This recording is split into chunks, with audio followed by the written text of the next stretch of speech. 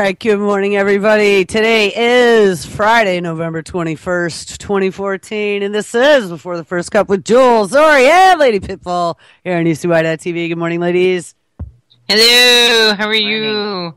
I'm better. Major technical difficulties over the last 24 hours or so.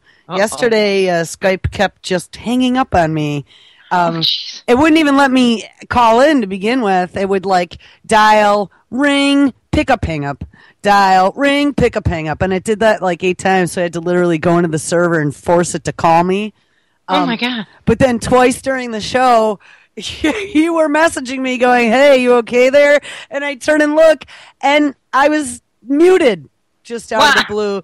But it's on a completely different machine behind me, so I'm not sure how that happened without my hand moving over there hitting the mute button. That is bizarre. Okay, because you know what? I couldn't, my Skype this morning, it kept showing me offline. I tried to call my roommate. It wouldn't let me call. And she tried calling me, and it wouldn't let her call me. I rebooted. I'm on the laptop. It won't work. See? And last night it was working fine. Yeah, everything was working fine the day before. Just then last night, everything was fine as far as I know. I don't know. Actually, I freaking bailed on here at noon yesterday and didn't come back. I had enough of technical issues, lack of sleep. Plus, it was a half day for school yesterday, so I kind of had to go up. But I wake up this morning, everything seemed to be fine when I left, and we have made Brussels looping for 10 seconds. Blip, blip, oh, jeez. I was like, what the hell is going on? There's a prepper chick playing in the background, except no prepper chick streaming, just made Brussels from some ungodly hour going blip, and it ended up being the streaming provider was hung. So we had to go in and reset the service, and it's fine now. So wow, well, I can't get on Before the First Cup on my browser. What? It won't I can't get to Before the First Cup on the browser. It won't take me there. To the UCY page? Right, and that's on the laptop. Maybe your laptop's got an issue. I'm there. I got there. No, I mean, it's like my other computer, the one with the Skype problems. It won't bring up the browser either, but yet I can ping both. Well, actually, I was going to talk about this. Did you guys hear about the whole huge Russian hacker thing where they hacked into all the cameras? No. Oh, you didn't? Oh, my God. No. Yeah, I might have to do a story about this today because it doesn't seem like any of the alternative media picked up on this. There was a Russian website that they apparently went out and somehow scanned every camera that's out there. And, I mean, they're all over the world. And managed to get the GPS location, and they mapped them on a map, and it is available out there, uncensored, hosted in Russia, where people can go out there and just click on it and look in people's bedrooms, baby monitors, security cameras, with location and a map. By the way. Wow, that's bizarre. Well, oh, my camera's in my bedroom. I have it covered beyond bizarre. It's kind of dangerous, don't you think? Yeah. Yeah, I would say so. Since they're giving location and opening up your camera to the world for anyone to look at it. Wow. That's kind of disturbing. Yuck. I always keep my camera unplugged, just so you guys, I mean, we've talked about this when we first started the radio network. I had discovered that's where my initial echo was coming from, was because it was broadcasting from my camera, even though the camera was not turned on, no light on, and there was no application that was accessing it. It still was broadcasting an open stream of audio somewhere. Yeah, I have mine covered with a piece of tape, black tape. Yeah, my notebook, I have it with tape. Yeah, every one of my cameras are covered. Every one of them. But if you can unplug it, because it's still dumping an audio stream to somebody. That's true, too. I don't even care. They can hear whatever the hell I have to say, which is... Probably wouldn't like what I had to say. Yeah, they don't like what I got to say either. Oh, my gosh. Crazy. The whole world's just gone completely ape crap. It's been crap. Speaking of crap, so Buffalo, man... Oh. I got to tell you, I'm getting kind of worried. So they call out the National Guard, right? So they've been working out for the last couple days to try and get the thruway cleared. I saw that Cuomo was there, and he was trying to declare a federal state of emergency, which is what, here's the thing. It's not like we don't get snow like this in Buffalo, okay? This is out of my lifetime. This is the fourth storm that I remember that was this bad. Now, not literally this bad, but, borderlining 5 feet plus, okay? Right. And so it's happened historically, 1977, 1985, 1992 or 3, and now 2014. So it's been a while since we've had that much snow.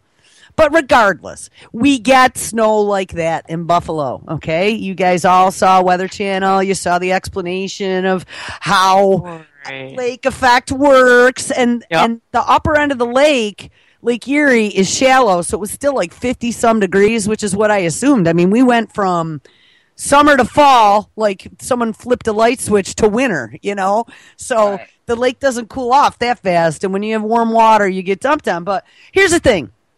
A, where the hell are all the snowmobiles for the rescue workers, okay? Like in every freaking town. We can spend 10 bazillion freaking dollars on bombs, but we can't give Erie County and all the town police like a squadron of snowmobiles to, in a case like this, to go and rescue old people. I mean, they had them on the throughways. But here's my parents. My parents are in their 70s. The next door neighbors are in their 70s. The next door neighbor's daughter was calling us hysterical yesterday because the power was all out then. That whole region, all the power went out. And my parents are lucky. They got a wood-burning stove, but next door doesn't. They got a furnace with an electric blower. So, and it's 4 days now. My high school English teacher, she lives like 3 miles up the road. I've been watching her daily updates. They are still snowed in. All of them. There have been no plows down the street. There is like 6 feet of drifted snow in the roads. So even with a 4-wheel drive freaking Ford F-250, you're not getting out of there. No, it doesn't matter if you got 4-wheel drive or not. You're not getting out of there. Snowed in. And then add to that, the snow, the 6, 8, 10 feet of snow that's on everyone's roof, and it's going to be 50 degrees here by Sunday. I was saying this yesterday, but all over the Weather Channel now, they're saying it. They're like, oh, shit, rain and warm with all that snow. We're going to have some major problems because look at how much that's going to weigh. And I saw yesterday now in the local Buffalo paper, buildings started collapsing yesterday. Yes, that's going to be just really, really harsh. Yeah. I mean, because there's nowhere, you can't get out. You can't get out, and it's getting more. But here's the thing. Why is it 4 fucking days, and my parents can't go to the store? I literally, when I get off the show here today, I'm calling the town, and I'm going to be like, what the fuck are you people doing? 4 days, and you got 70-year-olds. And I mean, the whole street, we all moved in 1972, okay? So they're all in their 70s. Okay, all the kids are gone. All the people are in their 70s. And I'm sure a good part of the neighborhood, I mean, it was the subdivision was built in the 70s, right? Right. I mean, there's been newer people that have moved in, but a lot of people are still there from when I was a kid, It's a whole neighborhood of 70-year-olds fucking stranded, and no snowmobiles, no robocalls saying, press 1 if you're in trouble. Nothing. Wow. And you haven't heard a word from your parents? Well, yesterday we finally got in touch with my mother. I mean, we called them like day number 2 and we were laughing at them. But then yesterday when my next door neighbor's daughter called hysterical that the power was out, I was like, what the hell? So we were calling cell phones. Finally, my mother must have turned her cell phone on and saw that we had called. And she's like, yeah, the power's all out. No, we're still stuck. No plows. No, nothing. Nothing. Do they have food? I mean... They do. I mean, they at least listen to me in that respect. But next door, I'm sure doesn't. No. Oh, I'm sure they don't. And I was like, well, why don't you walk over there? My mother's like, well, how am I going to get over there? The snow is like up to my chest. And I mean, literally, I'm sure it blocks the doors. They can't get out. Yeah, my dad, he went out to feed the birds. And he went out through the back door. And he had to dig his way out the back door onto the deck. And then it was literally up to his chest, all the way to the bird feeders. Every town I've ever lived in where it snowed, they had snowmobiles for the police. Well, my question is, we're at day number 4, and you haven't even sent a patrol around on a fucking snowmobile to make sure people are okay? Yeah. Hey, what the hell is that? What are you paying your taxes for? Hey, That's FEMA for you. Well, FEMA, police, I don't give a shit. Fire department, where is it? And like I said, this is not the first freaking snowstorm we've had in Buffalo, okay? Right. But they can buy all kinds of SWAT equipment. Right, well, ACPs and God knows what else. Well, right, and we can be telling 5 million illegal aliens they now have citizenship. Yeah, exactly. Come take all the fucking jobs that aren't here, but we don't have a snowmobile to go check on the 70-year-olds that have been snowed in. This is day number 5. Number 5. I saw Schmidt's Auto Collision, which was right near my uncle's collision shop when he was alive in South Buffalo, fucking collapsed yesterday. The whole thing, it was a flat top building. It twisted and collapsed. There's an old folks home on Union Road in Cheektowaga. They said, they're looking in the dining room. All the walls are cracking and the beams are starting to come down. Oh, my God. They had to move everyone out of the old folks' home. I mean, well, at least they got them out. Yeah, but here's the thing. It's still freaking 20 degrees, okay? In another 2 days, it's going to be 50, and then it's going to start raining. How do you think this is going to play out for the rest of the city? It's going to be a nightmare. This is bad shit, and I can't even get there. The thruway is still closed, and they haven't plowed any side street. Even if I could circumvent and take the back roads to get there, and I mean, maybe if I went south first, because the snow was all up north and along the lake. Jules, you'd have to get there in a snowmobile. Well, we got a truck. I mean, I could take a truck, but I couldn't get in. Once I got to Buffalo, I couldn't get in. Everything's still shut. Yeah. Damn. So I can't even go help because I was telling Paul, I'm like, we need to go protect you. What? I go, yeah, the government's really going to help you and protect you. They're not even freaking locally for a snowstorm. We can't in a location that gets them all the time. We can't handle it. Yeah, that's what alarming. Does that say? It's very alarming. You know, I told Paul we need to actually go and help shovel the roof. I'm worried about that, very much so. Yeah, you know, they were doing the math on the Weather Channel yesterday afternoon, and they were like, well, I saw that. Yeah, like another 500,000 pounds. Yes. And that's when the rain just comes. Oh my God, once it starts to rain, another 500,000 pounds. Yeah, he said it was like having one F-150 up there now, but then add the rain, it's going to be like 2 of them. Yeah. On your roof. Yeah, on every house.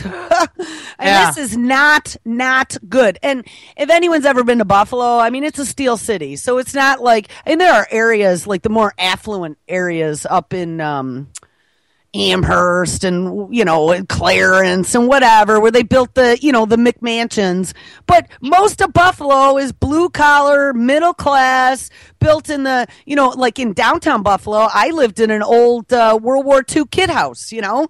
They're beautiful with all the big stained glass windows and the gorgeous woodwork. But the house was, actually mine was a World War I, it must have been, because it was 1908 it was built. Yeah, that's totally... But, you know, like in the city, in Cheektowaga, let's say, in West Seneca, those are all like 1940s, 1950s. Get down to the South Towns, 1970s. I mean, they're not brand new houses. So I'm predicting issues. This is really, really bad. And it really pisses me off that I can't get, like, you know, in the beginning, I was like, screw that. I'm not going. I've lived through enough of those storms, but it's getting to the point now where, you know what, it's pretty serious. And somebody needs to get out there and help them. I mean, they're all in their freaking 70s. The death toll, I don't know what it's up to today, but it was up to 10 yesterday. Oh, my, really? Well, it was, I thought it was dead 5. Well, it was originally. It's up to 10 as of last night. Oh, my God. The one dude had a heart attack trying to get out to his shed to get the snowmobile or the snowblower. I don't think a snowblower is going to help much in this case, would it? I don't either. I mean, I thought about that. My dad's had this huge honker that, like, for many years he's justified. You know, it's always been funny, him with the 3 inches of snow and this thing that's like, I don't even know what it is. I mean, it's a monster. And we'd laugh at him, but he'd be like, you know, the day you need it, you'll be happy you had it. That's right. But when he opens the garage now, it's over his head. I don't think a monster snowblower is going to be helping that shit. Oh my! Get out the shovel. Well, they can't. That's another thing. I mean, people over 50, it would be, well, maybe I'll say 60. Even shoveling that stuff would be sketchy. I would say even over any age. I mean, that much snow. And guess what? It's heavy and wet. It's heavy and wet. Exactly. Well, in the beginning, they were saying, oh, it's light and fluffy. I'm watching the chick standing in Hamburg. Have you been watching her on Weather Channel? No. Oh, they've been broadcasting from Hamburg, and that's very near where I grew up. And she's like, oh, look, it's all light and fluffy snow. Yeah, for day number 1, when it was like 17 degrees and they were all really nice ice particles. But as soon as it starts to get up near freezing, that shit turns into like the world's best snowball snow, right? It's heavy and it's packing, but it's not cool when you got 5 feet of it on your roof. No. Or you're trying to dig it out. Unbelievable. This is really, it's very really bad. So I am very concerned. And even the fact, I was talking to my friend the other day, and he's like, you would think with all these disasters we have between the snowstorms, the hurricanes, the tornadoes, the flooding, the wildfires, that we would have a specialized group in the United States, not FEMA, not DHS, a specialized group, not National Guard, a specialized group that is dispatched, that has all the tools, that maybe we even pick from all the first responders, in big cities or around the country. You sign up for it, and you're flown out to deal with the disaster. We don't have anything like that. I mean, isn't that what FEMA's supposed to be? Well, isn't it aren't like communities supposed to be like getting together and working through this stuff, especially if you're in a snow belt? I mean, they are. I'm sure that there is not one first responder in the Buffalo area that hasn't been working like 3 days straight without any sleep. Yeah. But I mean, it's over when we're talking something overwhelming like Santa Ana fires that then we leave LA to deal with, or Katrina that then we send, half-baked FEMA down there for. Why don't we have a strike team of highly trained, highly supplied, emergency personnel to go deal with it? Man, do that instead of sending fucking bombs over to Afghanistan? Yeah. Why are we doing that? Why are we giving $3 billion to fucking climate change? Yet we have people here dying every day in some sort of crazy disaster. Or $6 billion given to the immigration crap. I just don't get this. I mean, I do get it, but I don't get it. I think we should be stomping our feet. This is ridiculous. At this point, that's all we can do. I mean, look what's happening. Well, no, it isn't. I can call up and make a big fucking pain in the ass of myself as soon as I get off the air. Hey, maybe we should call them on air. Oh, hey! Do this as a radio station. Oh, hey, calling. Oh, yeah. That would be sweet. Because, do it. I'm a news agency, and I'd like to know where we're at getting the side roads dug out. Yeah. You can even get through. Yeah, they're probably not even there. I'd probably have to call 911, and then they'd get all pissed off and say that I was, Yeah, they'd send SWAT team for you. My door gets kicked in during the show. Boom, boom. But you can definitely call the city. You should do that. Well, maybe a little further on in the show. I mean, that just sounds like... It's really pissing me off, and as I watch more and more of this, and then I'm seeing all my friends and family posting, I just can't even believe that they are still snowed in. See, this way, Jules, also, you can have it on, you can get it recorded. Yeah, well, I'd record it anyway if I called. Usually I do if I call a place like that. Yeah. Wow. On another note, I saw... Go ahead. I'm curious to see what they would say. Go ahead. On another note, I saw that Pigmine's top story from some hour this morning, and I need to get there right now, says that Darren Wilson is retiring. Oh, really? Well, wonder if that's an admission of guilt or if that's going to be designed to try and soften he's resigning. Here's that. Resigning.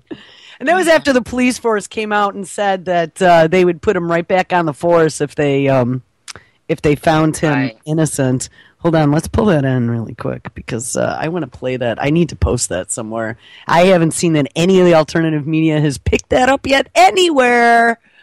Hold on. Yes, hear ye, hear ye. You get your news here first. That's why you come to Before the First Cup. We're the first clowns on the air in the morning. Zorie's the one that suffers worst. Yes, on the West Coast. All right, let's see if we can get this on. Da, da, da, da, da, da. Here we go, and it is Anderson Cooper. Negotiations are underway for Darren Wilson to resign.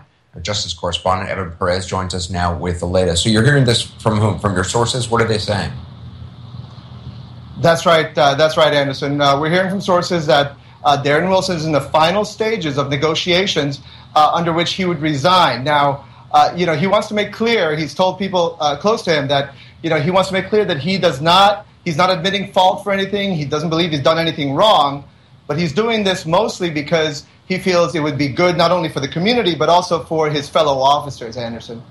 Yeah, I mean, there had been a report based, I think, on what the Ferguson police said that he would return to duty if the grand jury did not choose to indict him. But that, I think, surprised a lot of people. The idea that in a relatively small community, relatively small police force like Ferguson's, the idea that he would return to the force, whether whatever side of this you're on, in that community would probably raise a lot of consternation. Oh, yeah, absolutely. And, I'll tell you this. I mean, when Ferguson Police Chief Tom Jackson said that in a couple of media interviews, there was a lot of pushback. There was a lot of people who thought this is really absolutely not helpful. It's frankly, inflammatory for him to be saying that. These talks have been underway for some time, and we know that they're in the final stages. One of the concerns that Darren Wilson has had is that the grand jury has obviously still been hearing evidence. And he did not want to influence the grand jury, Anderson. He wanted to make sure that, they didn't hear that he was resigning and then that way perhaps read into that he was admitting any kind of fault. And so that's been one of the key things, the linchpin, frankly, in these negotiations. Wow. To put him back on the street is like putting him out there to be killed. Yeah. Well, and putting Ferguson in the crosshairs for, absolute freaking mayhem. Yeah. That to me was really stupid that they even thought that they'd stick him back on the force. Man. They should have just, ushered him out quietly. Or said nothing, but announced that, he'll go back on the force. That's stupid. Yeah, I knew right when they said that was more incendiary stuff to put on the fire. So, well, that's the thing. Even if there is some kind of admission of guilt, if they do find him guilty, or if they do decide he's going to go to trial or whatever, then there's going to be riots still, in my opinion. Well, you have to admit, though, that they got to be kind of happy if he's going to resign. But on the flip side, I read a story yesterday that I did about Darren Wilson's parents going to the UN and asking them to arrest Darren Wilson if he was not indicted. Did you hear about that? Yes. Yeah. I mean, and they said their reasoning behind it was that he was tortured? That the kid, they would consider it torture because they left his body laying in the street. And I mean, I can kind of see their perspective on that. I don't know if I literally would put it into the same ballpark as Dick Cheney and George Bush torture, Guantanamo-esque. But on the other hand, I could see, it's more a lack of respect, lack of humanitarian anything. I mean, the kid was shot regardless of who was right or wrong. He's still a human being, and he was shot and left bleeding in the street. But, I mean, I've seen way worse in any of the war zones. How about all the U.S. Soldiers pissing on the Afghanis? Yeah, the UN ain't doing nothing about stuff like that. How about all the atrocities that's going on right now in Iraq? They're not doing nothing about that either. But I mean, oops. The last thing we want is the UN getting involved in our internal affairs. Oh, hell yeah. And really. We've seen that now. I mentioned yesterday, how many cases do we have? We had them getting pissed off about the legalization of marijuana. We have them now with the ratification of the Small Arms Treaty. We had them calling for the UN up in Michigan for them turning off the water. And now we have Brown's parents appealing to the UN for torture from the Ferguson Police Department. Yeah, this is a dangerous precedence here. And, hey, human rights violations. And what's the next thing that happens once the UN says that there's human rights violations? Uh-oh. Right. Here NATO comes in and drops peace bombs. Yeah, exactly. So look out. Careful what you ask for. Peace bombs. Careful what you ask for. Wow. Unfreaking believable. So, I don't know. Do you guys have anything to talk about this morning? Otherwise, I'll just keep blabbing. Oh, God. That decision last night, dude. That executive order. I didn't watch it, and half the mainstream media stations didn't carry it. That's what I heard. I was going to ask you guys. I don't have a TV, but I was wondering if they followed you and they didn't air it. Well, here's the thing, guys. It was aired on Telemundo television during the Latin Grammy Awards. So tell me that wasn't freaking coordinated. Well, CNN aired it. ABC, CBS, and NBC did not. Right. And I don't know. There was, maybe Telemundo, and there was some other Spanish channel that did. Yeah. So did Fox News air it? Oh, no. I don't know, but I would almost guess they didn't. Right. I had Horrendo Revolver on there saying what a great idea it was. Horrendo Revolver. He's still around. Oh, my God. Oh, man. I ain't kidding. That's what I call him. That's pretty funny. It is. Can't stand Horrendo. So, I don't know. Why don't you guys talk for a few minutes? I got something to do. Okay, all right. I have one. I found one, and this one really blew my mind, too. And this happened in Colorado. A SWAT team collapses a house with explosives during a standoff. They literally blew this man's house up. It says Colorado Springs. A police standoff reached a dramatic conclusion when over 30 homes were evacuated and a SWAT team used explosives to blow through the structure of the home they were surrounding, inadvertently causing the floor to collapse. A lawsuit has been filed over the botched raid, which took place on May 2012. An arrest warrant was issued for Mr. Ronald Brown, 54, after he had allegedly fired a gun into the ground during a disagreement on May 27th. Around 4:30 p.m. on May 29th, 2 days after the alleged incident, police made their move on Mr. Brown's home on Rusty Nail Point. A SWAT team was deployed because police had intel that Brown was a 20-year Army veteran and was hostile towards law enforcement after being charged with harassing a TSA agent in 2010. The sight of armored vehicles and paramilitary officers was not enough to get Mr. Brown to exit his home, and a standoff ensued for several hours. Around 6 p.m., police cornered off the neighborhood and forced approximately 33 neighboring homes to clear out for the duration of the operation.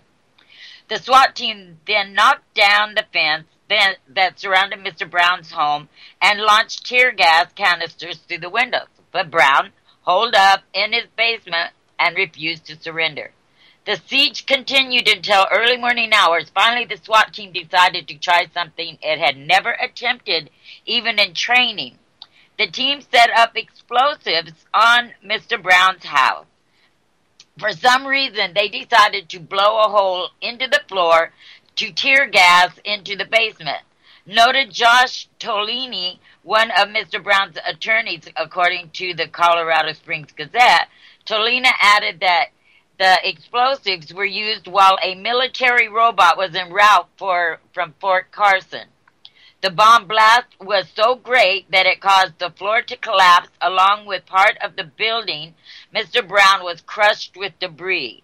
30 minutes later, Mr. Brown was apprehended after his bleeding and unconscious body endured more trauma from several concussion grenades thrown by police. Brown was found with a broken leg and a gas mask. Can you imagine? They used explosives in this man's house. That's crazy. And alleged that he shot into the ground 2 days prior. What? Yeah, it was 2 days later that they came and surrounded his house on this. Wow, that's premeditated explosives. I mean, explosive use. They had never even used explosives, not even in training. But because it's 20 sounds premeditated to me. Yeah, this 20-year Army veteran they did this to. Jesus, man, here they come for the vets. But yet they can't go out and help people in a snowstorm. Well, it's amazing they didn't blow their own damn bollocks off. Yeah, it's crazy. And they found it. I'm sure they handcuffed him too. You know, when they found him unconscious and bleeding. Freaking real. I know. They keep going so far overboard. You know, it's.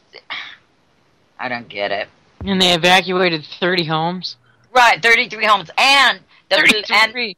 And they didn't do anything wrong. They said, the police chief said, nope, they were under the employ of the police department, and we stand behind them. So, and this is over an alleged, 2 days prior, he shot into the ground. They couldn't, go out at the time. They had to wait 2 days to get their SWAT team together, I guess. Yeah, well, that's what I'm saying, premeditated. They planned this shit out for 2 days. And then they're told, it's okay, now go out and blow up other people's homes because you got the okay. You got the okay. Oh, my God. Well, jeez. They don't even have to breach the door anymore. They just throw explosives into your house. Mm-hmm. Yep. And he was ready for him, too, because he had his gas mask on. Oh, yeah, see? That's why. I mean... Yeah. Well, and they didn't even know if he was really guilty or not. It was alleged. Not. Yeah. Of course not. And he had harassed a TSA agent, so he's got to be really, really dangerous. Harassed a TSA agent? Yeah, they said the reason they went so prepared was because he had harassed a TSA agent, and he was hostile towards police. I wonder why. Yeah, after this, I would think he'd really be hostile towards police. Now, they've blown up his home, and they are not going to have to pay for it. Yeah, well, there's a definite reason why I would feel that way, too. Yep, they're saying they will not have to pay an award or any kind of settlement for the house. So the guy's going to probably be homeless. It's like sticking your fist into a giant wasp's nest. Yeah. It's crazy. And hoping that they're not going to attack you. Really, huh? And over anything, Yeah. This is just a phone call that someone said that he had shot into the ground. Whether he did or not, who knows? Well, I'm saying that for the police because the cops want to stick their fists into that wasp nest and continue to justify stuff like this against veterans that come home after fighting for this country, or supposedly fighting for this country. Yeah, that's what they're doing. They're sticking their fists into the wasp nest. It's not going to be pretty. I can guarantee that. I know. And more people. I hear people that I never would have imagined saying things like, "Hey, they're going too far. They're starting to get angry." Just like Jules said, when, it's the cops doing it, and then NATO will start carpet bombing with peace bombs. I mean, that's the next step after all this. I mean, it's unfolding in front of our eyes right now. Well, yeah. Well, the paramilitary, build up. They're getting ready. That's for us. That's a war on us, and they're getting prepared for it. And anyone who can't see that, without a doubt. Absolutely. Yeah. I mean, we're there. I mean, it's not coming. We're already there. Right. Anybody who's keeps saying, "Oh, it's in the future," no, we are there. Freaking now. I mean, this is the start of it. You're witnessing the beginning of where we're going. And like I was saying, that crap from last night, these executive orders, I mean, George Bush used the Constitution for toilet paper. Barack Obama just set it all on fire.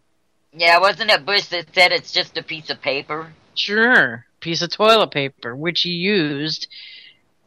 And then, he threw it down on the ground, Obama put gas on it, and last night was it. Last night was the gauntlet being dropped, as far as I'm concerned. He is in dictatorial power, and bam, the gauntlet was dropped last night. So why aren't they impeaching him, huh? Well, that better be in the first few minutes of the session coming up in January. That needs to be instantly done. No, this is what I say. The first three things that need to happen: close the fucking borders first. That's first. Second, impeach this guy, get him out of here. But then, I read somewhere in this article where, Joe Obama's insurance policy against impeachment, because we'll end up with him. You know what I mean? Mm-hmm. Oh my God. So I saw that being battered around. And then third is get rid of the Obamacare, repeal that completely. Right. That's what most of these and the NDAA on that platform. So and the NDAA. And then next, the rest of it. I mean, address Eric Holder, then start pounding on the IRS. I mean, pound on. I mean, they just got to knock all this stuff out. Everything. I'll bet you $5 they don't do any of it. It's all the same agenda. I'd be willing to bet $100, man. You know what I mean? Because they're just going to toe the line. Yep. They talk a big talk while they're trying to get elected, and then once they're there, the door closes. And they're all on the inside, stroking each other's butt. Yep. And that's that day. I'm really worried about these people in Buffalo. Yeah, I keep thinking about it. I know. And look at the ones who don't have anybody to even call. I know. How many of them are out there? A lot. I mean, I'm sure house after house. If they don't have no wood stove or something for heat, they're going to find a bunch of dead bodies. And if you do hear creaking in your house, in the roof buckling, I mean, there's nowhere to run. Yeah. Everybody, I just put in I don't even know how I can find these darn things. I tried to put this picture in the chat room, but it was a picture of. They opened up their door, and there's just a wall of snow going through for the entire door length. I grew up like that. In Big Bear, we used to get 6 feet of snow, 7 feet of snow all through the winter, but you were prepared for it. But yeah, right. I've seen snow up past my windows, and there was just no getting out unless you shovel and crawl through. Well, the cool thing about this one picture is that somebody carved a couple of squares out, and then right on top, they carved a big square too, and then they put booze and beer and stuff in it. Yeah. Took a picture. Those guys are ready. Yeah. It's hey, they got a second fridge. There was a bottle of whiskey in there and everything. It was pretty interesting. was a But cool that picture. really amazes me. In a place like Buffalo, where they get snow every year. This year they got a little more, but still they get snow every year, and they aren't prepared. Yeah, that makes no That's sense. just mind-boggling. Jules is right. There should be a fleet of snowmobiles that go, and and they all like have you can drag a grate behind them and thing behind. No, not a grate, but like what are those things called? A gurney, like to carry injured people out of there. I can't. Yeah, they should be digging those people. I mean, when it would snow like that in Big Bear, you remember it stuck maybe one day before people were shoveling to get you out. Mm-hmm. But this is insanity. I'm fearful for how many bodies they're going to find, because you can't go that many days with no heat in that kind of cold, especially older people. I know. And if you're not prepared enough, they didn't get prepared and got food and got gas or got whatever they needed, wood. If they didn't get wood in time, I mean, jeez. This isn't good. Oh, yeah. Well, I'm glad Jill's parents are okay. But yeah, but not yet. I mean, the roof factor is really it's palpable. Wow, scares me for all those people. I mean, that's the first thing when I was watching the Weather Channel. I'm like, oh my God, and then it's gonna rain. Yeah, all our houses in the mountains were built with the roofs so that the snow would, slide off. I guess they're not back there. But, I mean, literally they got 8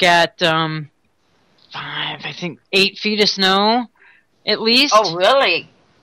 Oh, last I heard it was 5 feet. Oh, well, wow. 5, but they got more like last night, and they got, damn it, something's playing in my ear.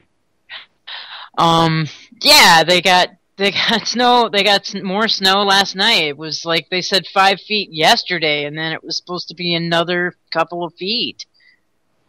Well, and they don't have. They aren't trying to rescue people at all. That's crazy. Yeah, well, I think they're trying to dig people out. I think they're concentrating on the highways first. That's what I heard. So, man, that is a lot of snow then. I thought it was only like 5 feet. Well, it's more than that, because when they were saying it was 5 feet, more snow fell, so... They knew this was coming. Yeah, well, yeah. They were saying that they were expecting 5 feet of snow or whatever, so why weren't they, preparing, hey, people are going to get stuck, we better get out there and, start working on it. Well, that's what Jules is saying. Man, I don't know. It's a bad deal. Hopefully she's getting like everything set up so she can call them on air. That would be super cool. I would like to hear that. Wow. All right. Well, let me find other stuff here. I got a drone story. Okay.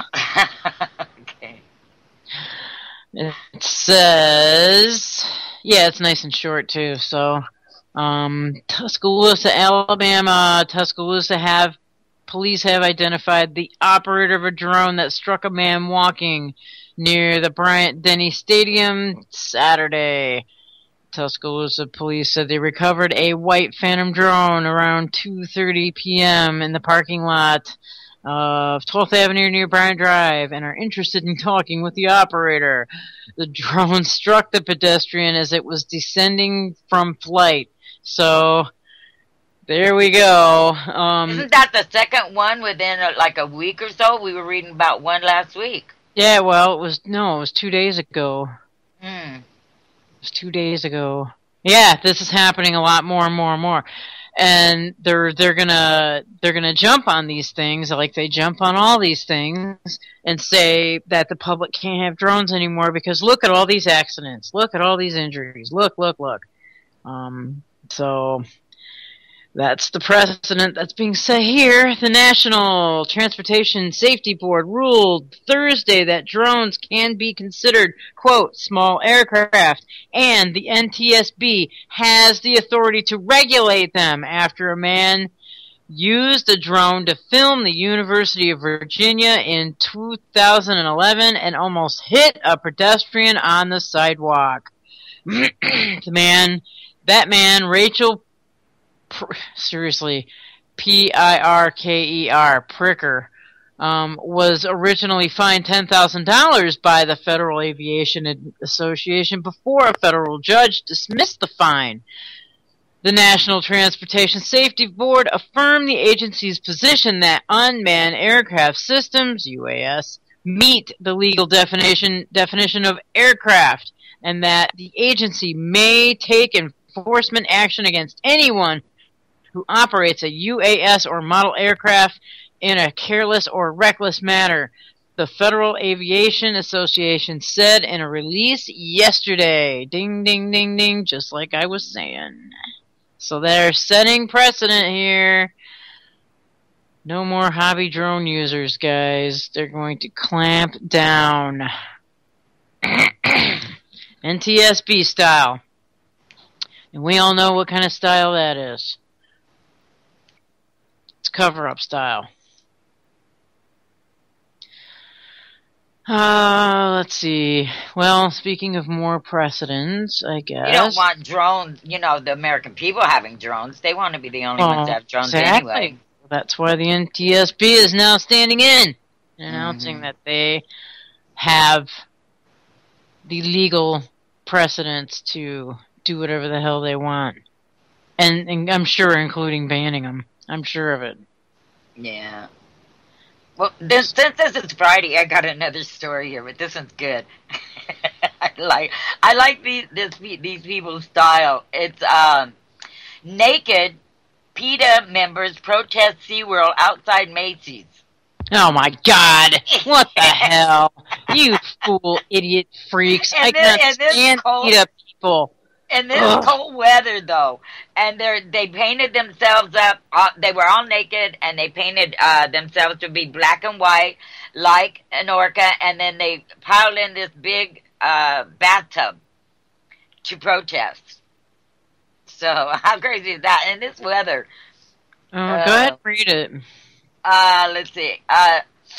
With Thanksgiving just a week away, most Americans have turkey on the mind, but one dedicated group of animal rights advocates were thinking orcas when stripped and protested against SeaWorld's participation in Macy's annual holiday parade. So they did this during the parade.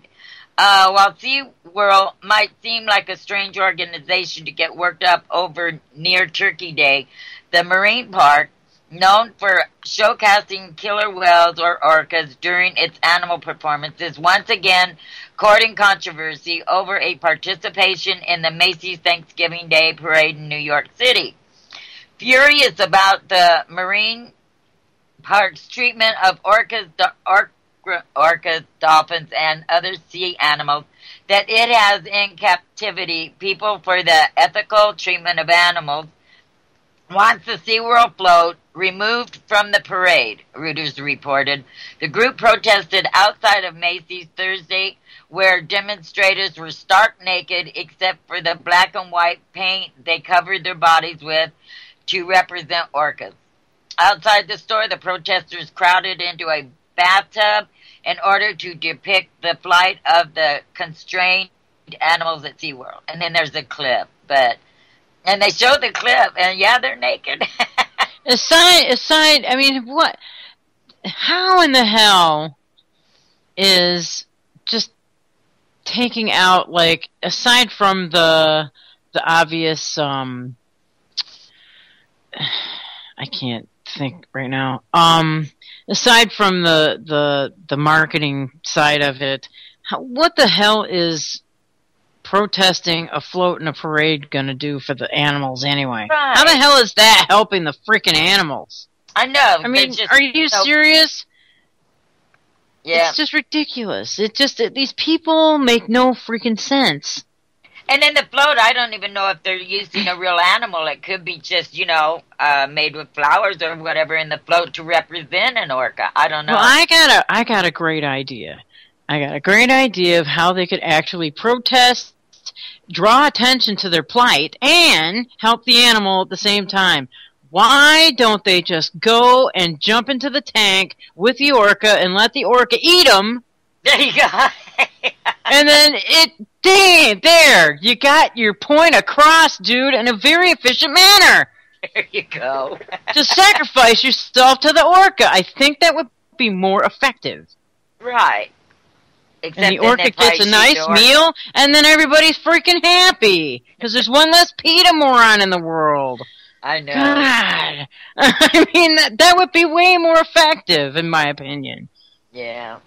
What was that movie a long time ago where the guy... Oh, Free Willy. I love that. Free Willy. I always have to laugh at that because of that joke that they always... like, I don't know, like, Free Willy, unzip your pants, or I don't know. Some crazy ass shit. I don't know. That's why every time I hear Free Willy, I think of that. Sorry. So what was the point about Free Willy? Nothing. Oh, nothing. That just, reminded me of that movie, Free Willy. Oh. I like that movie. I like movies like that. I'm sorry I giggle every time someone says that. Last night, I felt so good that I did something. I just feel so proud I did it. A friend of mine was over, and Hillary Clinton came up, and the Clintons came up. And I said, yeah, they want to put these people, these murderers, back into office. She goes, murderers? She knew nothing about the corruption around the Clintons. Oh, really? My friend didn't either, actually, a couple weekends ago. She actually told me, she's like, I kind of like Hillary Clinton. And I said, well, I'm going to tell you something. Back like many, many moon ago, I did too. Until, Oh, the people that died around Yeah, I showed her. We found a couple documents and a video, and she's like, no way. That's why I was up till 1 a.m. showing her all these people that were murdered and shot and the corruption and Mina Airport. And she was just, her jaw dropped. It was great. Ah, that's great. When the curtains finally pulled off their eyes, that's wonderful. It is. Yeah. Oh my goodness. It makes you feel good, opening their eyes about that. Now they're going to be asking questions about other things, and I love it. Yeah, absolutely. What did your friend do, Jules? I don't know. We drank more beer. Did she believe you, or did she think? Of course. Yeah, actually, she was one of my friends down in the mountains that, they all thought I was crazy in the very beginning, but she's been sending me all kinds of stuff now. She's like, did you know about this? Did you know about that? Yeah. Huh? It's funny how all of a sudden they're the authority and they're sending you all kinds of stuff they're finding out.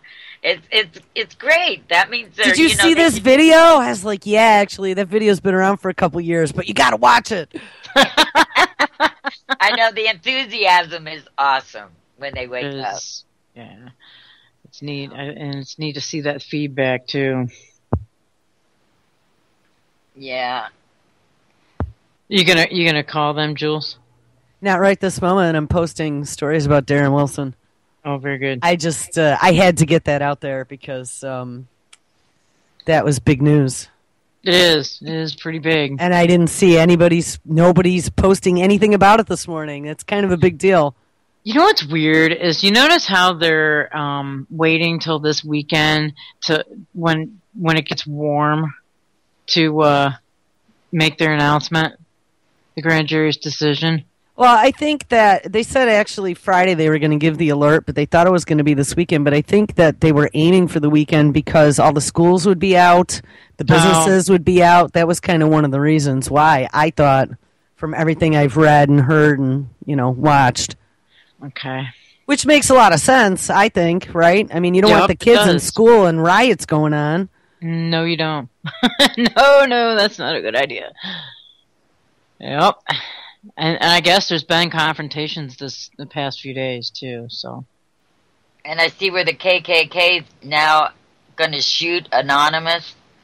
Yeah, and Anonymous is threatening them now. There was more that came back after that. Oh, really? I didn't hear this stuff. Oh, I saw it last night. I don't have it in front of me, but well, I have this one. It says a bitter war of words between Hacker Collective Anonymous and the KKK risk spilling over into real violence, with the right-wing hate group allegedly threatening to shoot dead activists wearing the Guy Fawkes mask in southern Missouri. Here, let me bring that up. Oh, yeah, it'll come up. Okay. Let's see.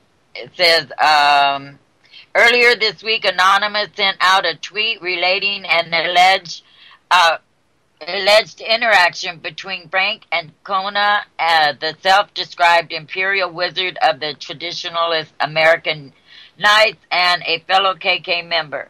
In the missive, Anacona allegedly said those wandering around rural Missouri in a Guy Fawkes mask could accidentally find themselves in a hunter's crosshairs. Wow, that's threatening murder. It's deer hunting season here in South Missouri. It's really easy to see how a hunter could mistake someone wearing one of those gay anonymous masks for a hind end of a white-tailed deer. Boom. Oops, sorry, it was an accident, the message reads. Wow. Yeah, where's the FBI? Yeah. They're in the middle of all this somewhere, but notice how, like, I don't know. This whole thing is really irritating to me. Yeah. How about Barbie? Did you guys see that they're coming out with a new Barbie with stretch marks? Oh, no. Cellulite, tattoos, and acne.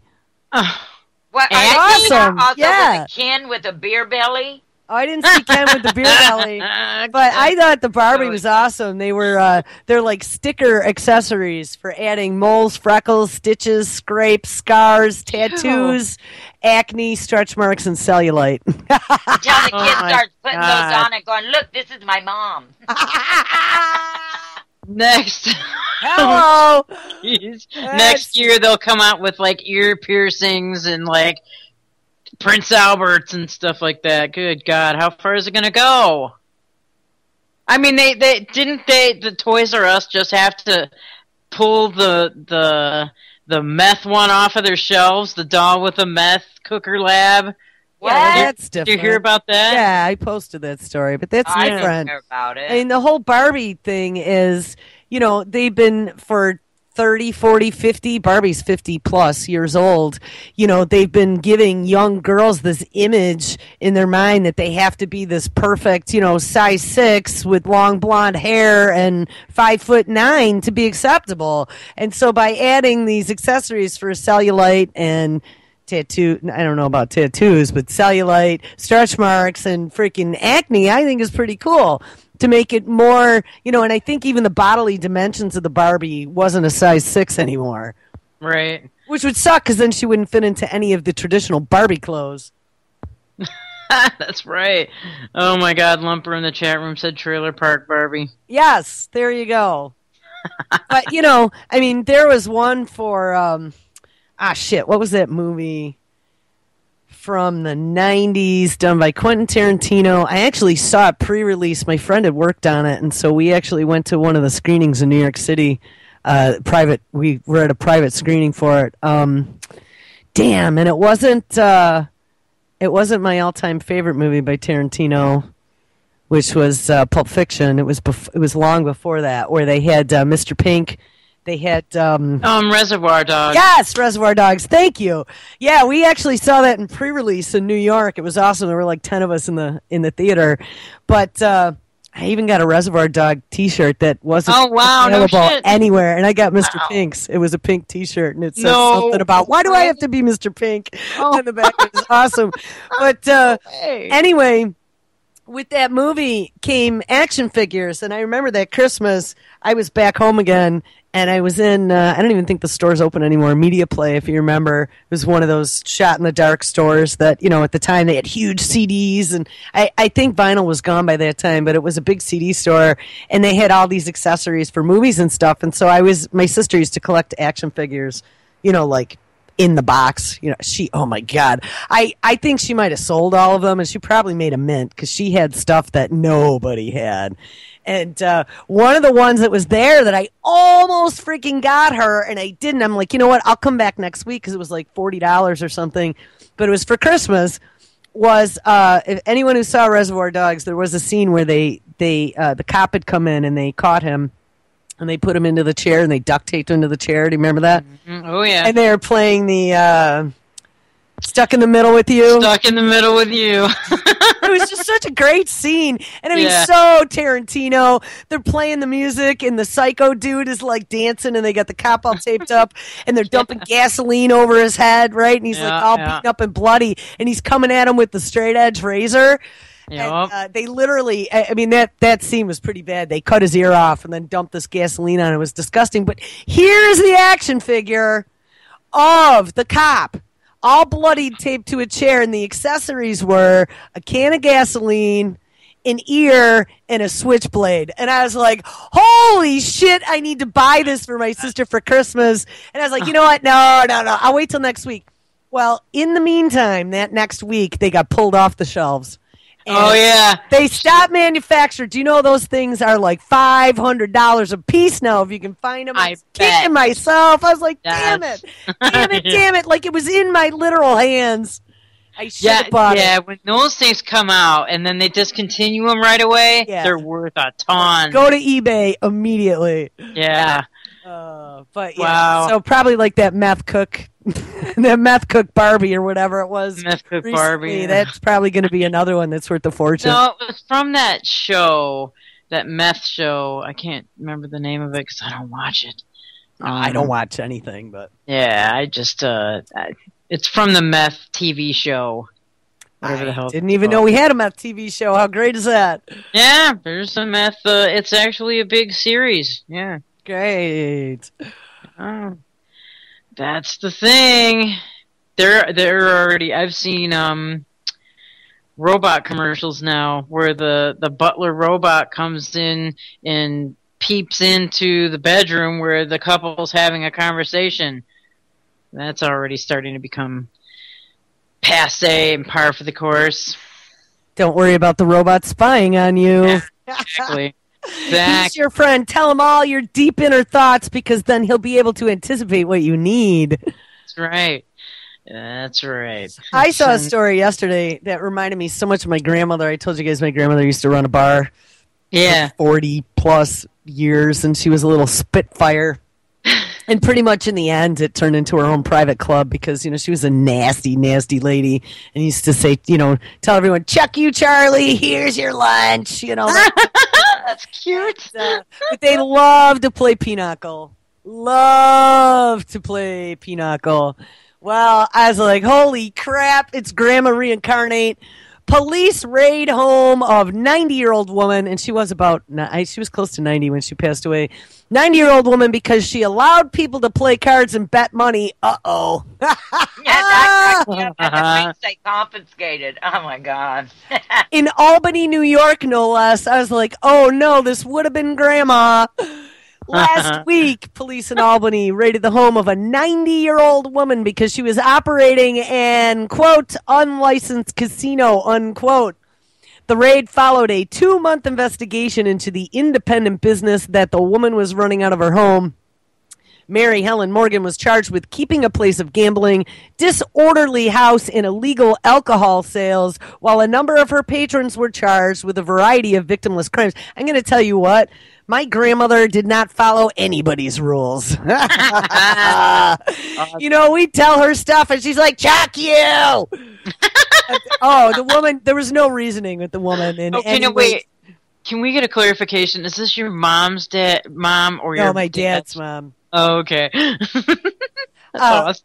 Police also made off with tens of thousands of dollars worth of property in the raid. They confiscated $4,100 in cash. I mean, this lady, they used to, she had a business too. So there was always money, but she never went to the bank. She used to just stick at places. So I honestly, when I read the story, I was like having these images. If that woman were still alive, there would be, with the way the laws are now, and she died probably 15 years ago now, but the way things have changed in the last 15 years, it would have been a totally different scenario right now. Like, we would have been, I don't know what we would have been doing. Police confiscated $4,100 in cash, along with a 2004 Chevy Silverado, a 2003 GMC Yukon, and a trailer filled with lawn equipment. They even took a variety of alcohol, tobacco products, snacks, and drinks, which they claim were sold illegally. Oh, man. She was partying. Yeah, well, that's it. Why would you fuck with a 90-year-old? With people coming over? So what if they're having a few cocktails and throwing a few dollars down playing cards? Yeah. Why is that a crime? Why are you stealing the woman's lawn equipment in her 2003 GMC Yukon? Right. That's crazy when, there's no victim there. No victim, no crime. Well, no victim, and do you really think this 90-year-old made enough to buy a whole trailer full of lawn equipment and a 2003 GMC Yukon? I highly doubt it. Yeah. Let's make sure we take everything she has so that, she'll be left with nothing. No money to pay her rent. And well, you know what? I grew up like that, though, too. Every year around Christmas, the family would get together. They'd be pounding the alcohol. And tossing $20 down to fucking play cards. Exactly. We used to play. Oh, my grandmother had this. My grandmother had this bag of quarters so that we could play and learn how to play poker too. And she gave us, little piles of quarters, the kids, and then the adults would, as they started getting more wasted, it would be like, yeah, $20. $1. And then by the end of the night, they'd be throwing hundreds down. You know what I mean? Exactly. That's exactly how I grew up. Okay, I saw all that, and you know what? I don't see anything wrong with that, honestly. You know what? If you're stupid enough to be chucking $100 down for a hand of cards and you lose it, then fuck, that's your problem. Exactly. And you know what? If you want it, hey, the Friday night poker game. Right. So guess what? SWAT team's gonna come in and storm you and take everything you own. Freaking IRS ain't getting their cut. You know what I mean? What is that shit? I can't. And the woman was 90. I mean, it's not like she was selling crack out the back door. They were freaking drinking. And I mean, so what? Give me $1 for the beer that I bought. You know what I mean? If some of the friends came over, I'm sure she wasn't making a fortune. And, it makes you wonder, she's 90. I could guarantee you that her Social Security wasn't buying very much. And what do? Send some freaking undercover cop for a 2-month investigation in there? I don't know. It didn't say. It says 16 people were arrested in the raid for a number of different charges, most of them for illegal gambling, and a few of the patrons were arrested for a small amount of drugs that were found in their possession. One person even received a citation for having an open container of alcohol. Watch them get them for racketeering. Yeah, probably. Oh, wait, there's a video. Hold on, there's a video. Oh, no. Oh, yeah, wait, it's the Albany Herald. It's the police department giving a public announcement on what happened. Oh, so this must have been like Albany's big bust for the month. Are you kidding me? 90. I mean, honestly, when I looked at this, I was like, it's Grandma. Holy shit, it's Grandma. All right, here. Officers from the Albany Police Department, Doherty County Sheriff's Office, Albany Doherty Drug Unit, and the State Probation Office, with assistance from the Doherty County District Attorney's Office, executed a search warrant at an address on East 1st Avenue in Albany. This operation was a result of a 2-month investigation into illegal activity at this residence, which included illegal gambling, illegal alcohol and tobacco sales, possession of cocaine, ecstasy, marijuana, and spice, along with outstanding warrants that were served at the time of the search warrant. The investigation was initiated in response to complaints from the community through various neighborhood meetings and through city commissioners about something and noise and issues stemming from this particular residence in that area. There were approximately 60 people in the yard when the search warrant was executed, and another 20 or so inside the house. Everyone there was detained. All of the cash from the illegal gambling, as well as the alcohol and tobacco, were seized during the operation. All right, I'm just looking at a picture here. I'll drop the link to the story when we're done. I mean, 80 people, that's kind of a lot. Tobacco? I don't think Grandma ever had more than like 5 people at a time, even in her business. You know what I mean? And like I said, it was her own private club because nobody could stand the woman. She was so nasty. But I mean, I'm looking at the picture now of all the alcohol they confiscated, and I see it looks like a Budweiser 24-pack and a couple coolers. I mean, this was no huge operation. And the story itself said there was a small amount of drugs. And it didn't sound like it was her that had the drugs. It sounded like the people who showed up, everyone, it was BYOB. Sure. But come on. The neighbors Sounds complained. like a big old party. Yeah, like a party. A 90-year-old having her friends over. 80 of them. All right, here, hold on. That's pretty much a synopsis of what was done and what happened. And there were 16 arrests and then an additional 14 citations for misdemeanor drug. Everyone who was there was detained and interviewed. Those who had outstanding warrants were charged with their warrants, and then those who were actually participating in gambling when the officers arrived on scene were charged with gambling. Of course, those who were in possession of illegal drugs were charged with that. Well, our main message is that we take complaints from the citizens very seriously. Bing! See something, say something. Yeah. Yeah. A little bit more. And when someone has a neighborhood concern of an ongoing problem, we will do anything that we can to try to alleviate that problem. The other message that we want to show is that we are working in combined task forces to make sure that all of our law enforcement agencies are working together to make sure these operations are carried out, to intervene on these operations or these kind of criminal scenarios are effectively done. Working with the district attorney's office have been, representatives from the various agencies, and I have working directly with the agencies, particularly with the Albany Police Department, an embedded assistant DA who help coordinate a lot of the activities that were carried out in this operation. Okay, I have a question.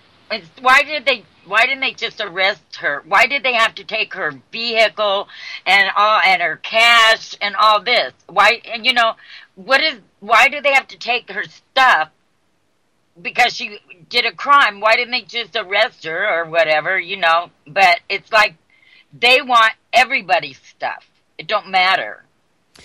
Well, yeah, actually, those were a couple stories that I was going to do here in the near future. I have them queued up in my queue when I get a few minutes.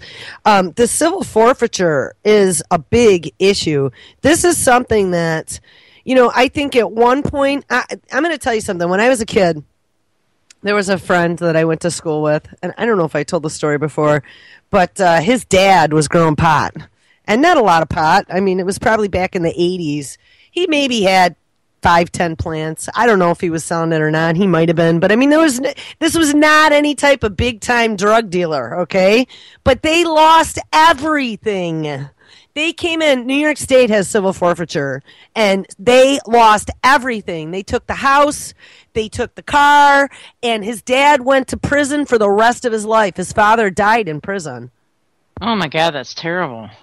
And I mean, that's not an isolated case. No, it's not. And I'm going to tell you what. I was friends with him all through school. He actually dated my neighbor's daughter for many years. And his dad lived 2 doors down from family friends of ours. I mean, he used to come to all the parties. The guy was not like any type of criminal, okay? And he was just a normal dude. And the fact that they treated him like he was some mafioso gunning down innocents, you know what I mean? Like it really bothered me. And I was young when that happened, but it really bothered me. They took everything. Everything. That's horrible. And yet the real mafia, they allow them just to continue on. Yeah. Continue on with their garbage. Yeah, that's and you don't even have to be charged with a criminal act either for them to Absolutely take not. No, right. They can come in just under suspicion and take your stuff. They pull you over. My dad keeps saying, and I'm sure right now he probably is saying it louder than ever before, how he wants to get out of New York and go someplace warm. He's just so done with the snow. So like I said, I'm sure right now he is probably like going, this is it. This is the last winter. This is it. But, what he doesn't get is you go down south. I mean, here they don't mess with you too much. But you go down south, go to places like Georgia or Texas or New Mexico and see what type of a response you're going to get if you get pulled over. Right. You're going to get the shit kicked out of you. And the first thing they ask you is how much money you have on you. Yeah, and you're going to get robbed. That's exactly what's going to happen. And then the onus is on you to prove that A, they took your money, and B, you did nothing wrong. Exactly. Even if you did nothing wrong and they confiscated your shit, you're not getting it back unless you get an attorney. I just was watching some big thing on that the other day while I was researching this story. You don't go in front of a regular judge either when you go to get your stuff back. You go in front of, it's like a sheriff there that is part of the agency that took your stuff.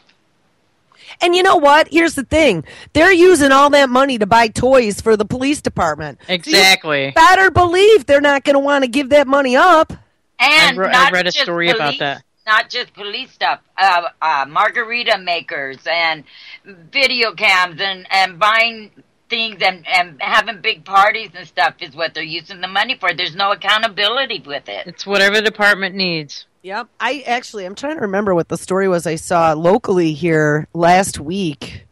I'm trying to remember where it was in one of the, you get the local like penny saver thing. And I was sitting at dinner kind of flipping through it, just, reading the local stories or whatever. And there was something in there and I don't remember what agency it was, but they were like, oh yeah, we got all these new security cameras paid for with forfeitures.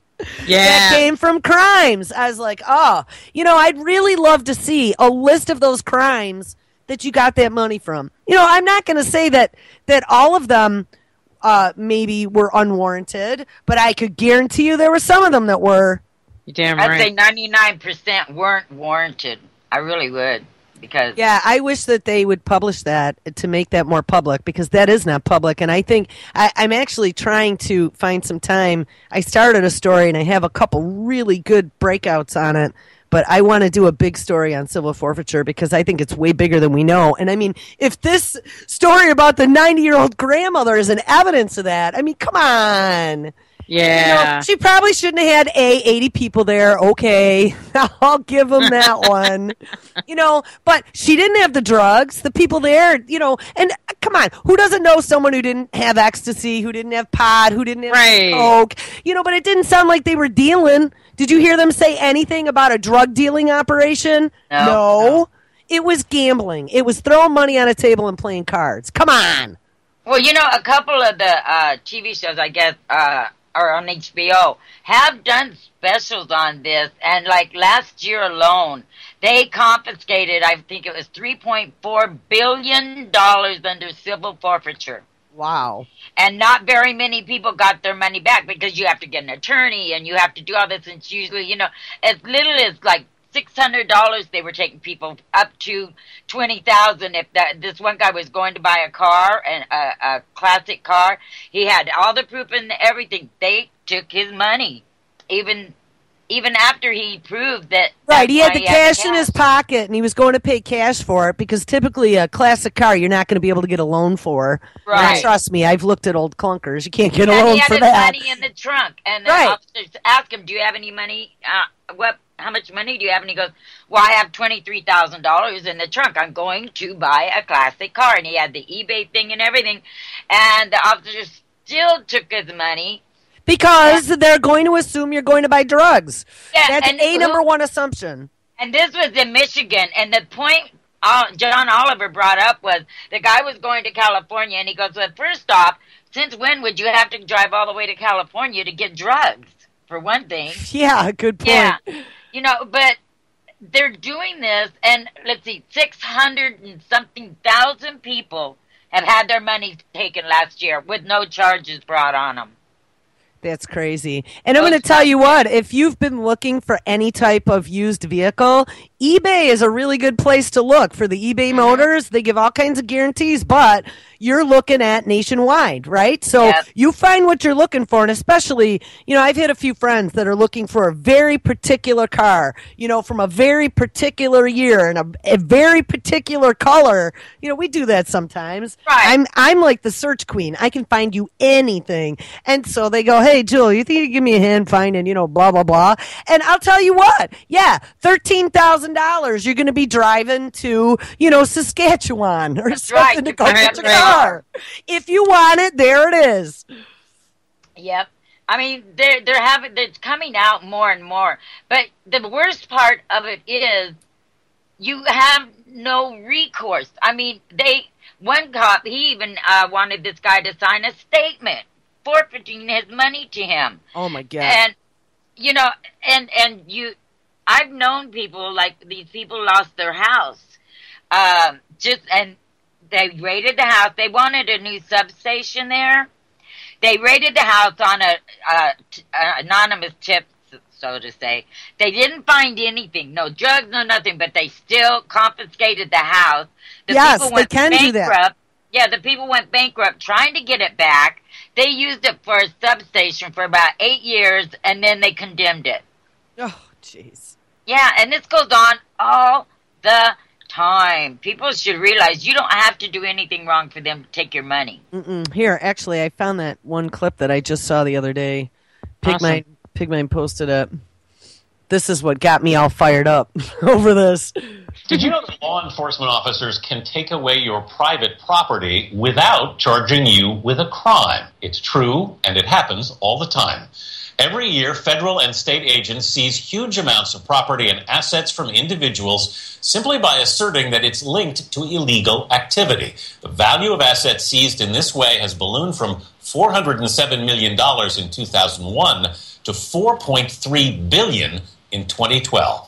Billion. What's going on here? Let's ask CBS News legal analyst Ricky Kleeman. Ricky, good morning. Good morning. One example we have here is of a Philadelphia couple whose home was seized after their son made $40 worth of drug sales on the porch.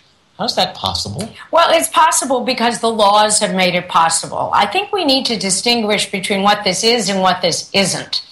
When we talk about criminal forfeiture, we can all understand that. The easiest example I can give you is last year we talked about Whitey Bulger's case for quite some time.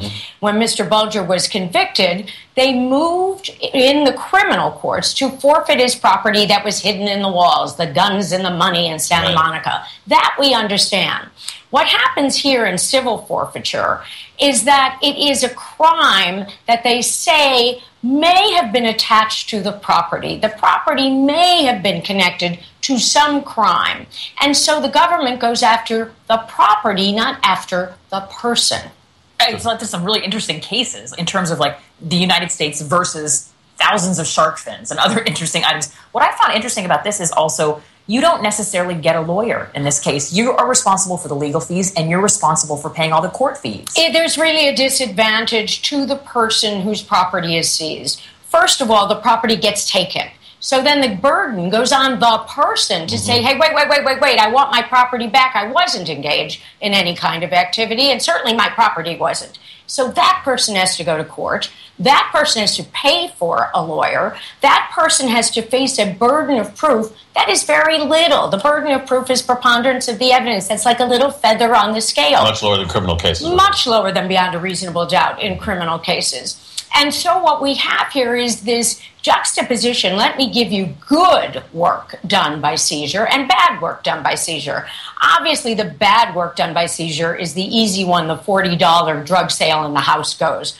Good work done by seizure could be this. We can look at, for the idea of a neighborhood, people call all the time and say, there's prostitution in my neighborhood, get these prostitutes out of here.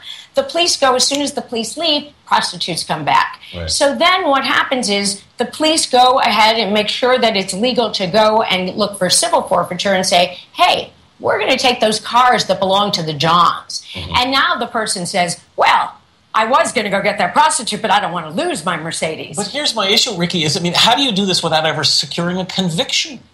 It's because we have had an expansion of civil forfeiture laws since 1984.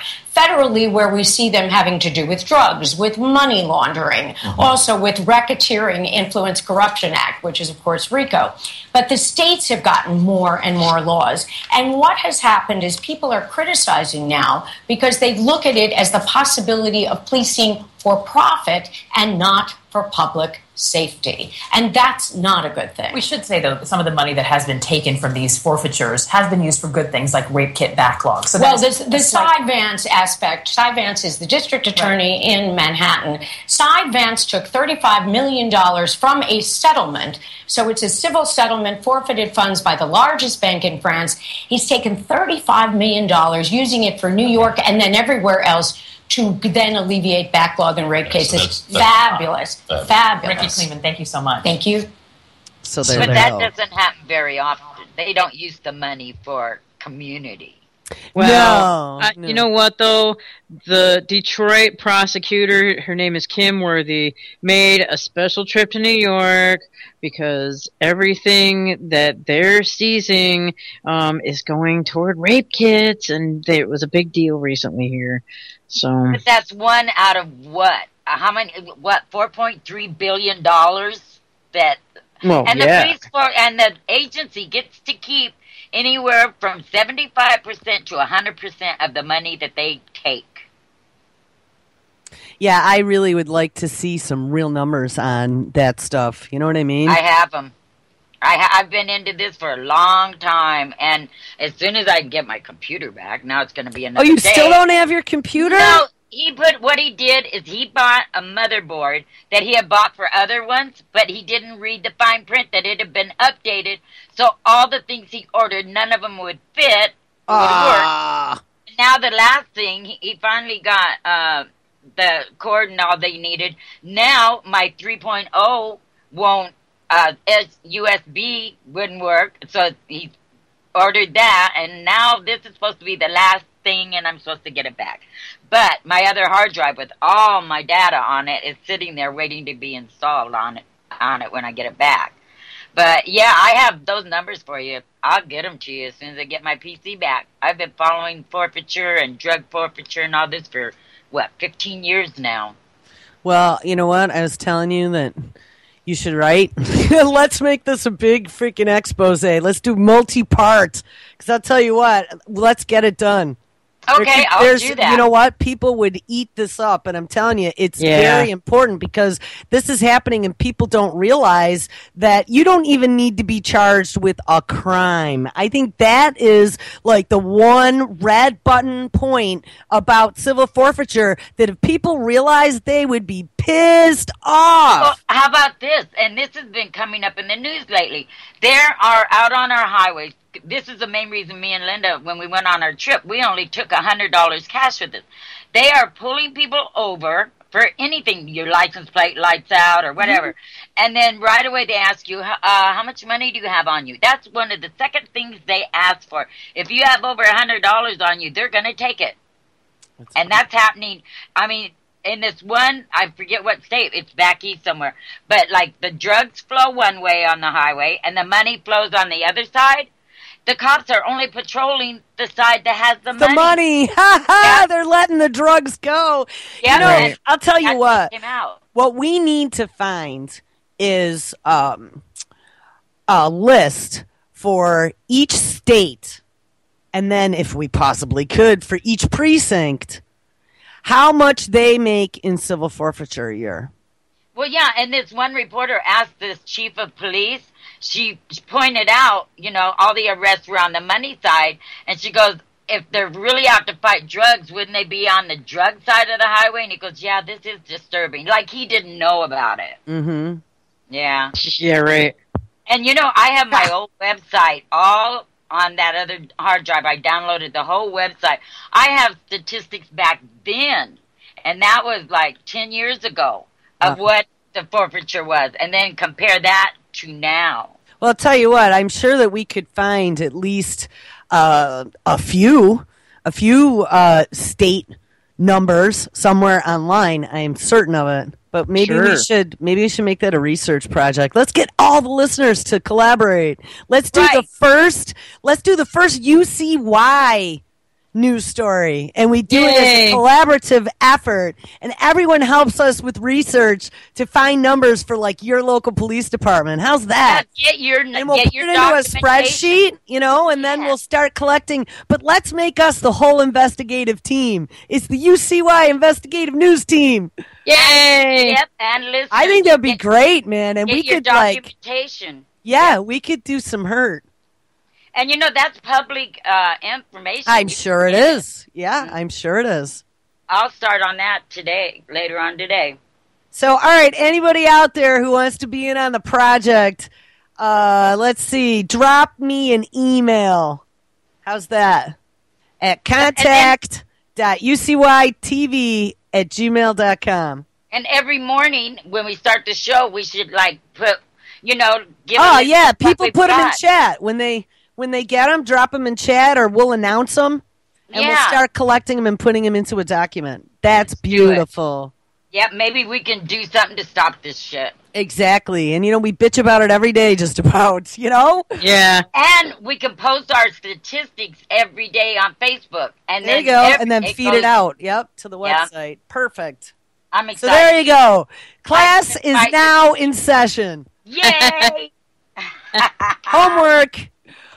Oh, wow. This is going to be exciting. I think really so. Is. I'm actually really excited. I think that this would be great. And I'll tell you what, Nick's website, theantimedia.org. That's where you want to go. Lots and lots of great new writers have come on, and they're doing some great work over there. I am posting stories there as well. Brandon Turville posts over there. Nick posts over there, plus all the other people that are. And Heather Callion from Activist Post. Cop Block is another good one to get. Well, that's who they're involved with Cop Block. So, good. Anything that gets put on Anti-Media, especially this type of stuff, gets shared to Cop Block. Cool. Yeah. So let's do it, guys, because I'm telling you what, there's a big audience there. Yep. Instead there's of just talking about it, there's a big audience there, and if we could all pull together and freaking do this, I mean, we could get some big eyes on a lot of information. So let's do it. Sweet. Let's do it. I am really excited. This it's actually making my chest feel warm. I know, and I'm rocking for a good reason. I'm rocking for a good reason for a change. Yeah, no, this honestly, if we all did, and it is all about a big puzzle, right? We talk about that all the time, but here we go. This is a problem. Let's look at all the little puzzle pieces, and everyone just take one little one. Yeah, and I've been working again. This has been a pet project of mine for almost 20 years. Well, you're in charge then. Sure, I'm in charge, but I'll do the data. I'll do the data building and formatting and whatever. But you're in charge. I'll get a lot of information because this, it's so wrong, and it's happening to innocent people. It's wrong in every sense of the word. Well, the other great part is that you have all the historical data, so we could actually look at the current data now and see some historical numbers and compare. They just said in that video, what did they say? It was like 2.3 million? Yeah. 2.3 billion? Hold on. The video's still up. Let me just... It's 4.3 billion. Here it is. Racketeering. Actually, that old woman in Albany, I hope they don't get her for racketeering. But they do. What's the definition? I mean, I know gambling is involved in that, but money what else? laundering, gambling, used to be bootlegging, but still on the books. But bootlegging, you can still... she was serving alcohol. She probably didn't have a license in New York. That's kind of a big deal. They said she had no licenses for any of the things that were going on there. So selling cigarettes, you can't do that unless you have a license, right? Selling booze and even selling soft drinks and stuff. You can't do that. Nope. Yeah. You need to have, a vendor license or something like that? Even if it was outside with a hot dog cart, you got to have a license. There's rapists, murders, burglaries, robberies, and going on every day, but they're out after this 90-year-old woman trying to make a little bit on the side from her problem. And I can't believe they took her lawn equipment. Right, her freaking lawnmower, guys. Now they're coming in and arrest her for having her lawn too tall. Yeah, that'll be the next thing, absolutely. Now they need a snowblower. Yep, well, guess what? Chief whatever his name is just got one. Chief whatever his name is grandmother just got one. Right. In Buffalo. Yeah, exactly. Right? Yep. Yes. That there was one clip that I got of this police chief really telling the truth. He was reporting to their board of supervisors, and they're going, okay, what kind of oversight is there on the cash, and he goes, well, well, really, there isn't any. And he goes, what type of things do you buy with it? And he goes, well, different toys or things we'd like to have. Not things that we have to have. We get that in our budget. But these are just extra toys and things like that. He actually said that. Wow. Yep. Well, I just lost my train of thought. Never mind. I'm waiting for these numbers to come up. This video is playing in front of me. I thought they had a slide that actually showed how much it increased. I know for a fact that it's 4.3 billion. Yeah. Was reported. Oh yeah. But 407 million in 2001. So before 9/11. Mm-hmm. To 4.3 billion in 2012, and this is the amount of civil forfeitures.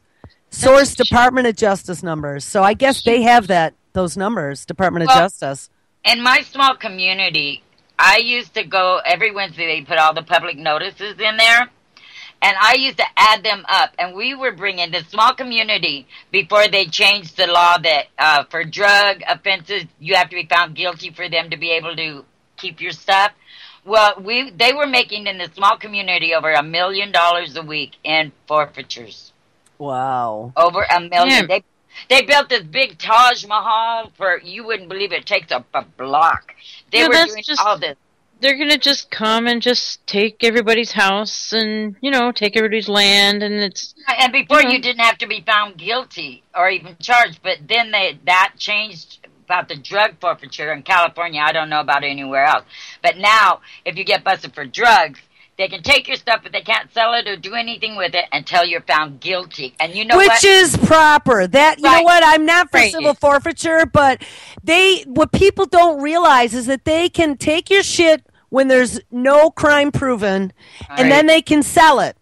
And for you to get it back, you have to get the lawyer. That's what that attorney was saying on that clip. You have to get the lawyer. The onus is on you to pay for it and to fight for it, and you have to prove that you didn't do something wrong. But in the meantime, they can get rid of your property and sell it and spend the money. Yeah, and after that law passed, it went down to maybe $500 a week in forfeitures. And another thing, even if you do go and you do win and they are supposed to give your money back, you don't get it all back usually. There's a fee, some kind of fee involved. Oh, my God. They take it off. Yep. See, this is the type of stuff that, like, Reverend Pinckney, did you guys know, remember the Pinckney story about Michigan? Yeah. And them selling Michigan to Whirlpool or whatever? Well, Pinckney has been a thorn in their side for a lot of years. Actually, I love that man. Tarpley wants somebody to interview him, so I've hit up both Nick and Brandon, someone to get on that. So we're going to have an update from Reverend Pinckney. But he's been on Tarpley's show every week, if you guys have been listening on the weekend. I didn't know that. Yeah, we've been, when we broadcast, he's been on almost every week on Tarpley's show. I love that man. He's just a little ball of fire. He is. And actually, if you want to catch this last update of all the horrible stuff that's happened, Tarpley.net, the most recent episode, I think is the one before that, is the one where they talked about his trial. They are trying now. They've convicted him, or they found him guilty on a jury. Oh, geez. And even people there showed up and they're like, how could this even be possible that they've convicted you? It was for election fraud, they said. And they said that he had signatures. There were 10 signatures that were forged on the, when you have to go get signatures to get someone on the ballot? Yeah, petition. Yeah. Petition. There were 10 forged signatures on the petition. They had a witness that even said it wasn't Pinckney's signature. Some handwriting expert that was not Pinckney's writing. He did not forge it. And they found him guilty. And they came back. So now he's awaiting sentencing. And they came back and said that they're anticipating here, because he's been such a pain in the ass and he's a repeat offender of getting in their faces. And he has been arrested quite a number of times over him standing up, and he goes to all the community meetings, him and his wife, and they take notes on everything, and they call them out every time they see bullshit happening. And they really have been huge activists for the community. Well, they are now looking at 25 years to life What? for election fraud. Wait, 25 years to what? To life. What? For election fraud, guys. Yes, Daniela, actually, I don't know if they're going to get me a new show this week because she is trying to get, he's out of money. His attorney basically said, fuck you.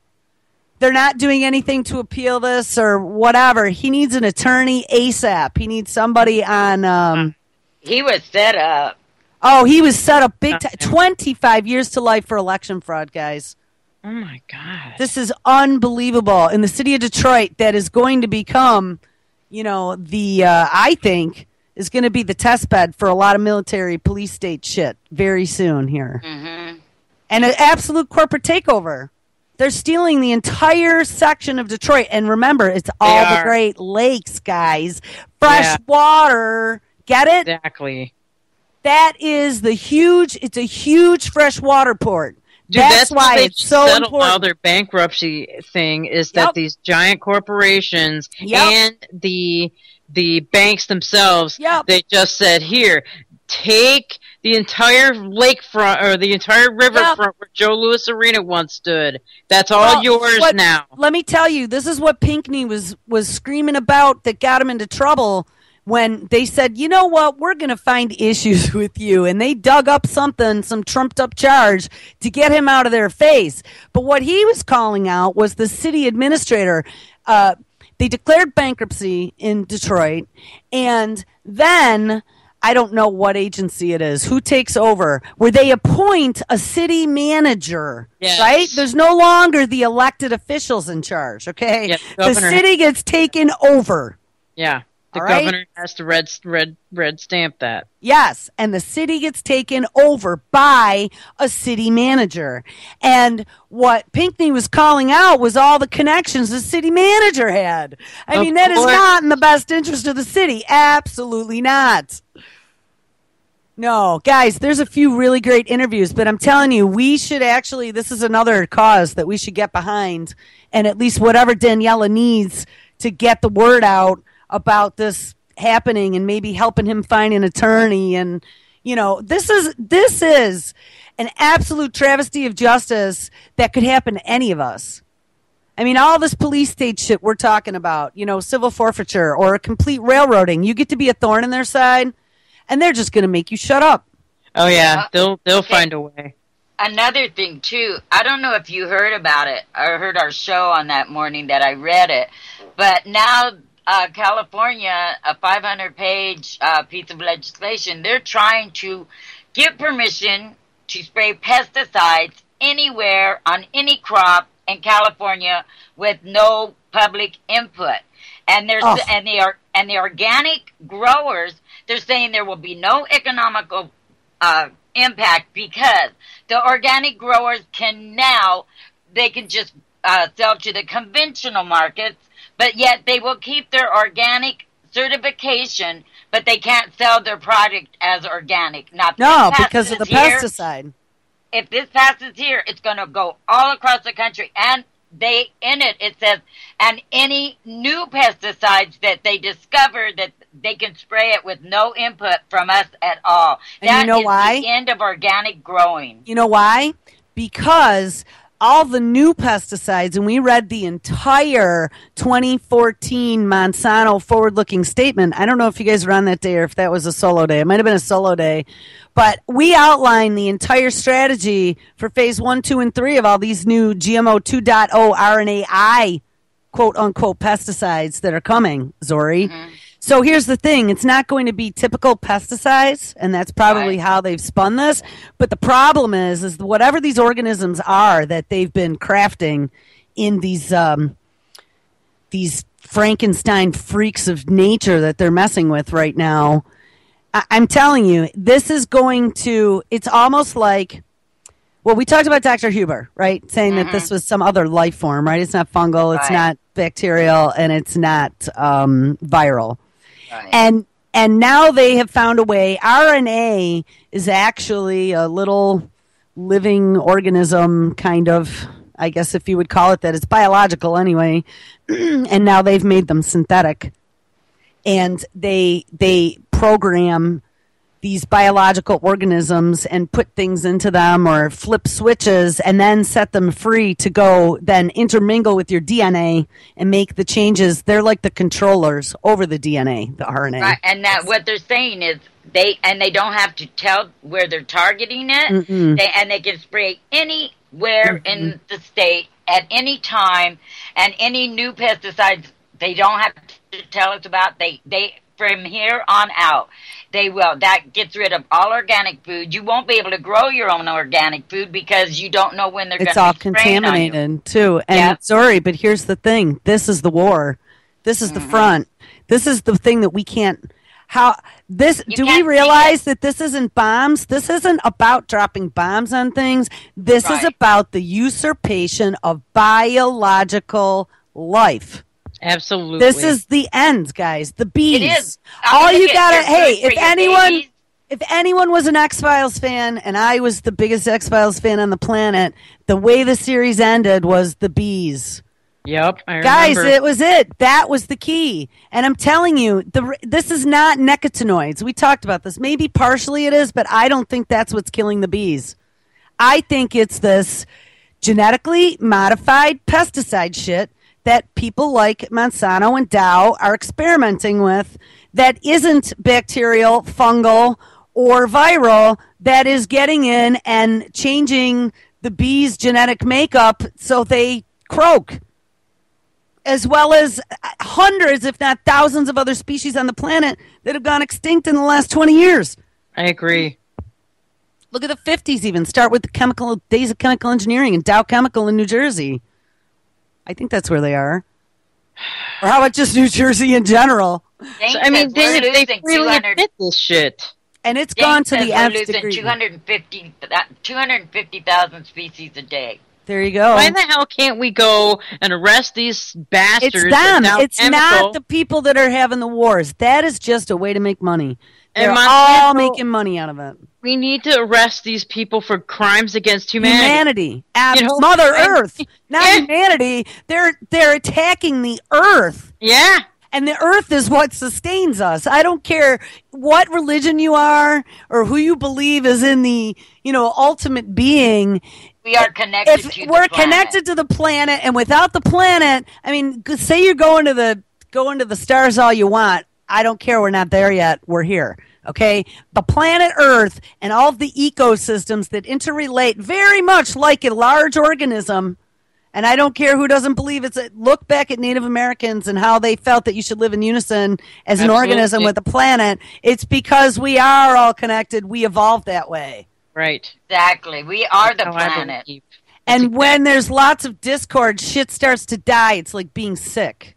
It's like what happens in your body when you don't get enough sleep, when you don't eat enough, when you don't drink enough water, when you're not getting the right nutrients, when you don't get enough sunlight, when you don't walk in bare feet for years. There's a lot to that. And they are killing the planet. And they're killing us through all the shit then that goes through the food chain and into our bodies. And then all the junk that they intentionally put out there to make us sick, which then makes us vulnerable to then end up in the pharma healthcare complex that now has become militarized with the whole Ebola scare and bird flu and swine flu and whatever other pandemic's going to come at you. Which, they mixed it right into the military-industrial complex, so let's go drop bombs and always pretend we're having fights and wars with people or, execute destabilization. Did you hear about the lady in New York? The Ebola lady? Yeah. I talked about her. There was a report on Mainstream. Pigmine had a clip that actually mentioned it. Only one, though. And I thought that was surprising because you would have thought people would have been all over that as evidenced by, the week before the election, right? We had 300 or 600 Ebola clips in 2 months, and then all of a sudden, nothing. This happened the other day. I know. Yeah. So there was one clip that came out, and I had seen a story before that was from an unmentioned source that I see, but I can go, oh, whatever. You're always trying to make the sky fall. But it literally said in the story that she had been bleeding from the eyes and maybe the mouth. Yeah. And I was like, maybe. But if that was happening, they'd be all over it. And there were crickets until I saw the one story at a pig mine. I think it was NBC, and it actually. Hold on, I got the playlist. We'll play it. There was a clip. I got an Ebola playlist, so it should be there. It was the Daily Mail that they sourced for the story, so it was a UK newspaper that first picked up on it. And you know what? Then that was why, because the Daily Mail and that other UK paper are kind of like the National Enquirer Times, but the stories aren't necessarily proven untrue, just that they sometimes kind of embellish a little bit, make it. So, all right, let me join this. I found a clip. So, yeah, I saw the story about the woman bleeding from her eyes and her mouth, and then figured, well, I'll wait and see if I see something else. And I saw a clip then from, CBS News. All right, so here we go. But it didn't mention any facial bleeding, said maybe it was a heart attack. Yeah. So, hold on. We should find out later this morning whether a woman who died suddenly here in New York City had Ebola. Hazmat units were dispatched to the hair salon where she died of an apparent heart attack yesterday. The victim's remains are being tested. City officials told our CBS New York station she had been in the African country of Guinea 18 days earlier. It is one of the 3 countries fighting an Ebola outbreak. Officials say, though, this woman did not show any Ebola symptoms. So if bleeding from the face isn't an Ebola symptom, so that's what makes me question now if the Daily Mail, who I sometimes go, is embellishing or not. So then I see another story, and that came out yesterday maybe from Natural News. Now, again, that's another publication that I know I kind of go, I read it for the stories, but it's connected to other news and radio groups that sometimes can embellish things a lot as well, right? I mean, I make a note of it, let's put it that way, but I have not seen anything definitive, an autopsy report. Now, they said that they were going to be releasing some autopsy results. Yeah, I don't know. I haven't heard seen anything since. Neither have I. And that was from, I didn't just kill that browser window. I guess it did. That was from a few days ago. I know that. Yes. So who knows? They said it was supposed to be released yesterday, but I haven't heard anything. No, me neither. But maybe it's on purpose. Maybe she did have Ebola, and they're not going to announce it. Or maybe they're going, can we use this? Look, the guy, and the guy who flew here, they flew here last week or the week before from Nebraska, up to Nebraska, I mean. Did you see that for treatment? A new Ebola case? He died, didn't he? He died, yeah. Died, yeah. They said he was really sick, though, when he got here. He was way beyond any of the other cases. Yeah. But they still gave him a blood transfusion and the first guy's platelets anyway. Yeah, they did. Well, they tried. That, yeah. Unbelievable. I don't know. Here's something we can end the show with. Sure. Groundhog attacks and traps man in home. Oh, no. Oh, no. Now we got to be afraid of the groundhogs. Groundhogs, yeah. They should have waited till February for this one. Come on. Their timing was off. All right, here we go. Maybe. Take a good look. This is the face of a rodent on a rampage in Hampton, New Hampshire. And this furry little fuzzball is coming at me. The fuzzball, also called the backyard groundhog or woodchuck, changed his preference from eating weeds to attacking Gary McGrath. When he came close, I just poked him with my foot. The groundhog came after him again. Short little legs, but I managed to outrun him. And again when Gary tried to hide in the garage. Didn't seem to stop him at all. He just wanted me. Gary, appropriately enough, is a woodworker, and the woodchuck apparently liked that, chasing him all the way from this building to the house. Gary took these photos as the ferocious beast tried to claw into the house. Oh my God. God. What he found out later, 105, 110 pounds, is earlier in the morning the rodent chased the neighbor's sheepdog. Chased Murphy all the way around the yard, well back to the other side of the fence. And even tried to go into Kevin Bowersox's house. I assume maybe Murphy disturbed one of the baby groundhogs. Gary says it's likely the animal had rabies. He called animal control, and they took care of it. I was very fortunate that when he first came up to me, he didn't grab me. I'm glad I saw him. Since no one was hurt, Gary says his friends are making sure he won't live this tale down for a while. How much wood with a woodworker chuck if a woodchuck would chuck a woodworker. They probably put him to sleep. No, they shot that fucker. Little woodchuck. But, I don't know. Are they going to do a rabies test on him? I'm sure they will. Wildlife has to. If you have an attack woodchuck. An attack woodchuck. Wow. So beware of woodchucks, people. That's how we're going to leave the show today. All right. So homework for everyone. We need to all get online and see if we can find out statistics. Everything. Statistics for your local community or your state for forfeitures. That's all public information. Let's see if we can find that data somewhere. Even if we find a national database on the Department of Justice, it looks like they may maintain the data. Let's make that a homework project and see if we can all come up with something. And find out what day your local newspaper, there's one day a week that they put all public notices in the paper. Oh, I don't get the paper anymore. Well, you can go online and go through your newspaper. Mine might be by subscription. Yeah, but so you buy a copy once a week to check out because they do put public notices in there of all forfeitures and things like that. It's at the end of the classifieds, I think, right? Mine is like about it is. It's somewhere around the classifieds, but it'll say public notices, and it's mostly about property that's being auctioned off and stuff. But they do have any forfeitures that happen that week. They have to put it in there, what they took, how much it added up to. So that's one way. Wow, well, that's a good thing then. Maybe I'll check that out. Yeah. All right, well, guess what? It is Friday. Oh, wait, I forgot again. Guys, yesterday with all my technical issues, it totally slipped my mind, but I am supposed to wish you a belated World Toilet Day. Yes, you heard that right. A belated World Toilet Day, and holy shit, I gotta think quickly because I know I had a video here for you. Oh, we have to end the show with the belated World Toilet Day. It was the UN World Toilet Day on Wednesday, I believe. UN Toilet Day? UN World Toilet Day. Celebrating the fact that we have toilets. We had a giant toilet-shaped cake in India celebrating Toilet Day. So, people, here we go. Let's talk about toilets.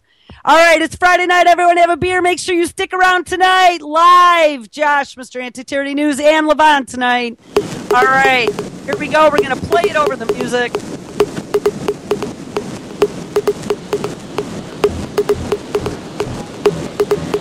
Maybe not.